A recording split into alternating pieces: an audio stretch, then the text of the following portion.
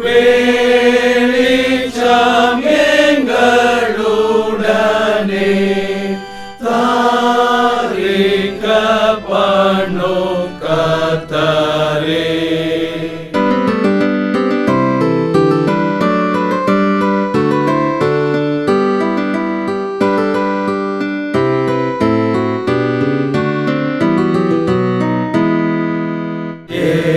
எழும்பும் தேவ மைந்தனே, ராஜாதி ராஜா இயேசுவே,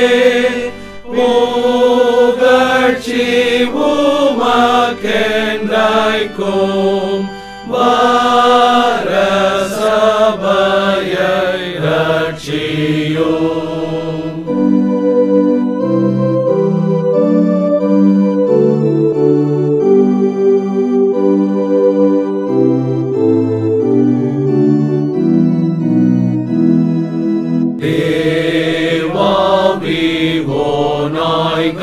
நாய்களையும் ஆடுகளாக்கி அருளும் தோநாளில் எங்கள் நெஞ்சிலே ஈரும் தேற்றர வாழலே.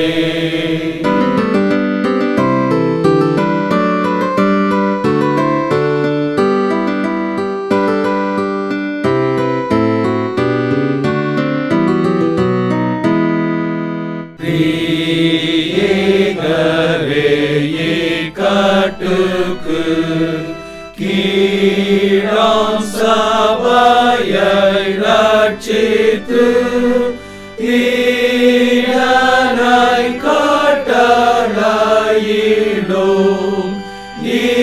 இக்கட்டை நீக்கி அருளும்.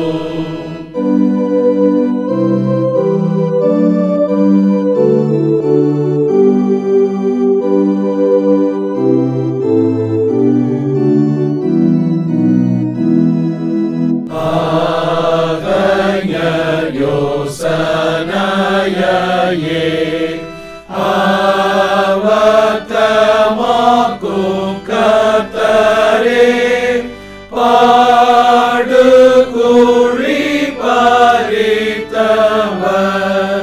குழியில் விழக் கடவர்.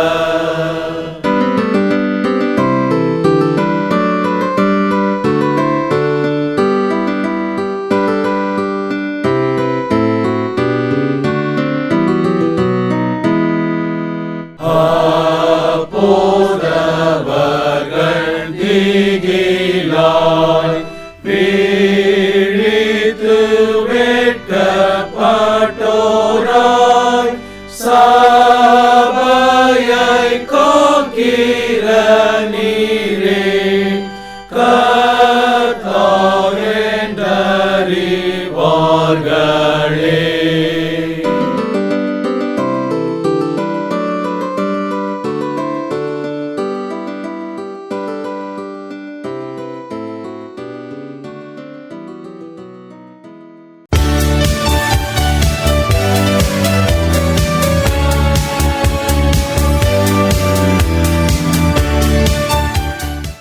வணக்கம். இந்த நாளில் சின்ன சின்ன வெளிச்சங்களில் இன்னொரு புதிய சிந்தனையை தெரிந்து கொள்வோம். எனக்கு பிடித்த பொன்மொழிகளில் ஒன்று, கூட்டத்தில் இருக்கும்போது உன் வார்த்தையில் கவனமாயிரு, தனிமையில் இருக்கும்போது உன் சிந்தனையில் கவனமாயிரு. இந்த பொன்மொழி எனக்கு ரொம்ப பிடிக்கும். ஒரு 4-5 பேர் இருக்கிற இடத்துல நம்ம பேசுகிற வார்த்தையில் ரொம்ப கவனமாக இருக்கணும். நம்ம கேஷுவலாக ஒன்று சொல்லி அது அங்கே இருக்கிறவங்கள காயப்படுத்திடும். தனிமையாக இருக்கும்போது நம்ம ரொம்ப தனிமையாக இருக்கும்போது தான் சாத்தான் பல சிந்தனை நமக்கு கொடுப்பான். அதனால தான் தனிமையாக இருக்கும்போது நல்ல பாட்டை கேட்கணும், இல்லைனா நல்ல புத்தகங்களை படிக்கணும்னு சொல்கிறதுக்கு என்ன காரணம்னா, கூட்டத்தில் இருக்கும்போது நம்ம பேச்சில் கவனமாக இருக்கணும். இப்போ யூடியூப்பில் கூட பல பேச்சுகள்லாம் போடுறாங்களா, அவர் அன்றைக்கி அப்படி பேசினார், அதுக்கு நேர்மாறாக இன்றைக்கி இப்படி பேசுகிறார் அப்படின்லாம் யூடியூப்லலாம் போட்டு காட்டுறாங்கல்ல.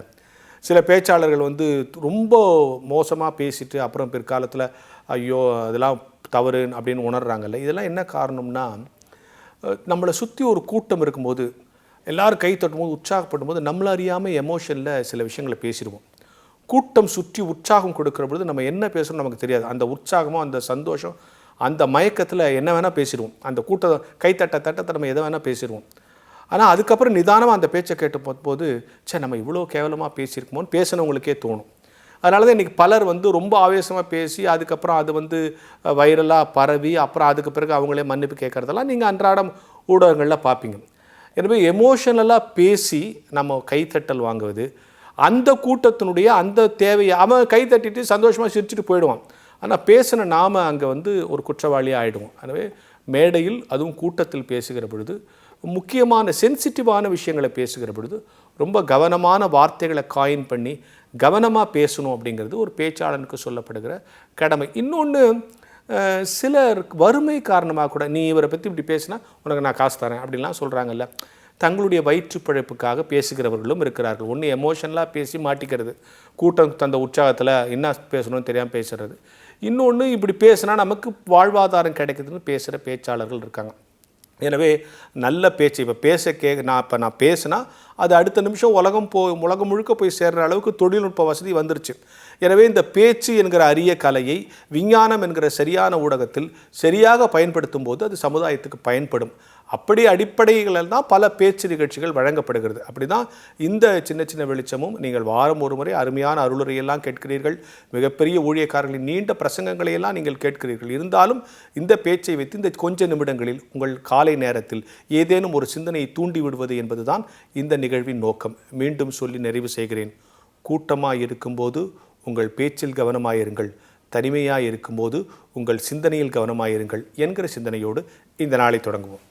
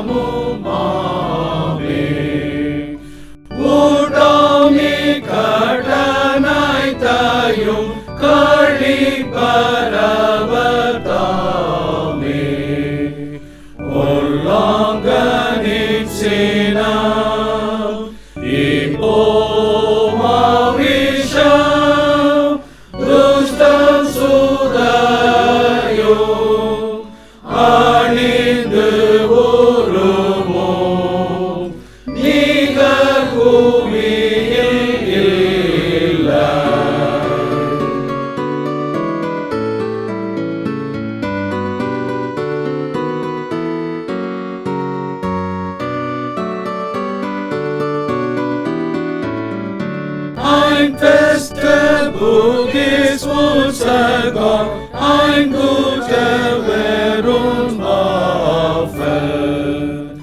Hilft uns frei aus aller Not, die uns das Herz betroffen.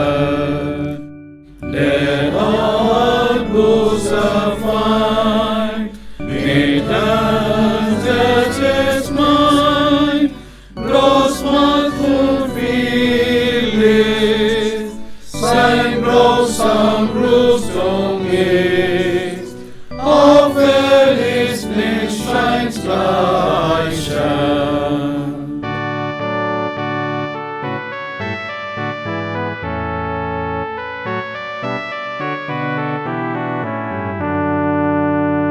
Jeder Gedanke belebe in dieser Saktiyato.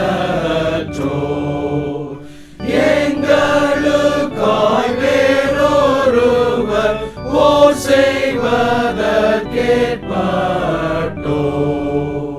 யார் இயேசு கிறிஸ்துதான்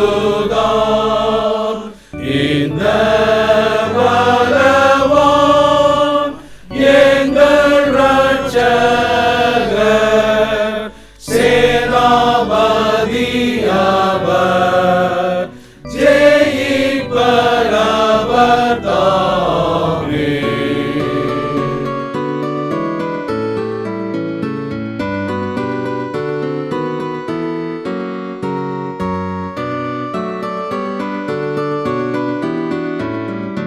Mit uns der Mag ist nicht getan, wir sind dann bald verloren. Yes, frightful wounds cherished among, in God that self-same Oren. Frost to the days, yet lies Jesus Christ, their heaven above, both His kind and red blood, thus will most heavy hearted.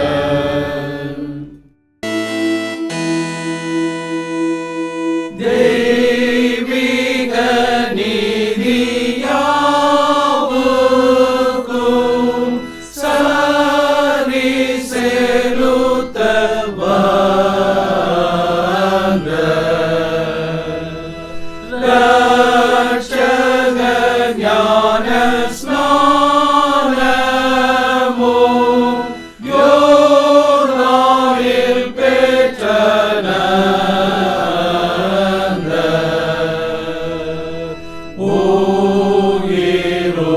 உயிருண்டாக்கும் சாவுக்கே அமிழ்ந்தாம் நமக்காக ஸ்நானத்தின் பலனிலே நமக்கு பங்குண்டாக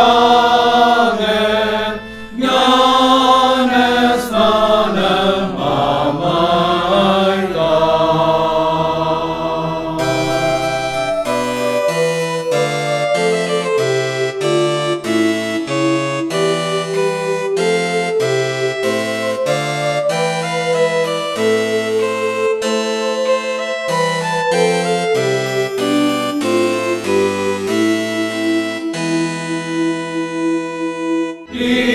இப்போதும் ஞான ஸ்நானத்தை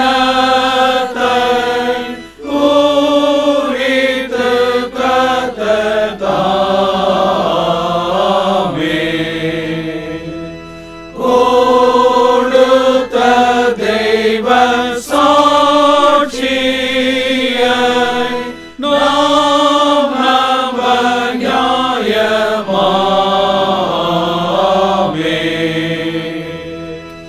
இது தெய்வீக வசனம் கூடின தண்ணீரேறும் தேவாவியின் வீரவரம்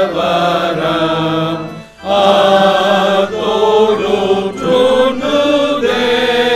துணுதென்றும் கர்த்தாவின் வார்த்தை சொல்லும்.